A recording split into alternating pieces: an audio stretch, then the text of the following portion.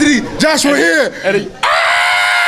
Anything you can add to that, Eddie? Anything you want to say, mate? Well, does he want it? Because like a lot of his countrymen say they want it, but do they really want it? Listen, I believe it's for real. Listen, man. Let me tell you something. You see that suit? You can have it. You can have it. You should buy me one after. Listen, suit. Nah, let's buy me a cheeseburger. We even. Yeah. Like I said, I think. Look, at the end of the day, I think Gerald put in a great performance tonight. I think the whack performance was against an awkward opponent. I thought he boxed really well. It was exciting. He was entertaining. And I said to someone earlier tonight, I think he's going to be tough to beat. The one thing is, if he has a good chin, he's going to be very tough to beat. Because if he fights AJ, he's going to get pinged all over the place early. But if he can come through it, he's going to be very, very dangerous in the fight. What would you say to that, man? All I know is I'm going to run that G-string Anthony English muffin, Joshua in the ground. His Grey Poupon, crumpets and tea, mascaroon behind. Let's make it damn happen, man. Radio Raheem here with Big Baby Jarrell Miller, successful here in Brooklyn tonight, man. This was a tough go, though. Yeah, for sure. Nobody thought that you were in there with a slouch of an opponent. He's a solid, quality guy. But people expected a bit more out of your performance. How did you feel? How did you evaluate your performance tonight? Last time I gave myself a -4. I give this one a 4, and it went in the right direction. My power and strength definitely felt a lot better than my last fight. My conditioning felt a lot better. I was able to back him up. I threw almost 800 punches in this fight. I connected a lot. But some rounds I got a little bored, and I had to refocus myself and reevaluate the situation. But regardless, still a good fight. I take nothing away from him. I have no excuses. You know, little knickknacks and injuries in camp like any other camp, but like I said, no excuses. He came to fight, and he had a full camp, and I just beat him.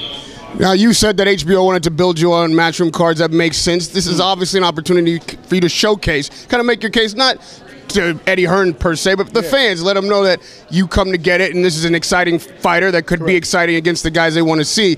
Do you feel like you made that point tonight? Oh yeah, most definitely. I mean, which heavyweight you know throwing 800 punches a fight, goes to the body, goes ahead, slip punches right in front of guys and make them look stupid. You know what I mean? Like, I'm a fun heavyweight. I don't have the craziest power and knockout power, but I can crack and I can hurt guys. And some guys you can't just knock every guy out. You know, and we seen that with Deontay, can't knock everybody out. We seen that with AJ, can't knock everybody out. So it's a good fight against a good guy, and I showed you I can go 12 rounds. The main thing is going back to the drawing board and continue to improve.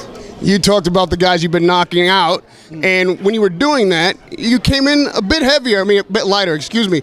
30 pounds is no small jump, even for a heavyweight. Do you feel like that weight serviced you tonight? Are you a better fighter at 30 pounds heavier? Like I said, we went up. I went up faster than I thought I should have went up because I was just so depressed by last fight. I know hitting the weights heavy, eating a heavy carbs, and just putting on good size. But like I said before, we gradually broke the weight down, and I had a better performance last fight. We're going to gradually bring the weight down some more and constantly have heavy weights and improve from here. It's all improvement, man, all improvement. I know exactly where I stand. I know exactly what I got to do. And lastly, before this fight, you got Eddie Hearn to promise you that if you won, he'd put you in there with AJ. We just saw him here again.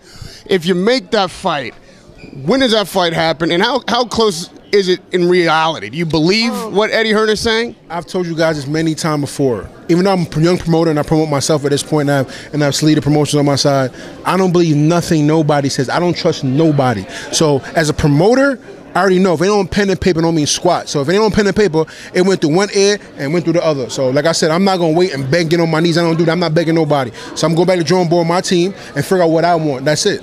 Big Baby Jarrell Miller, successful tonight in Brooklyn. We look forward to seeing you in the ring again. Hopefully you get the fight that you want. Let's do it. Radio Raheem with Big Baby Miller.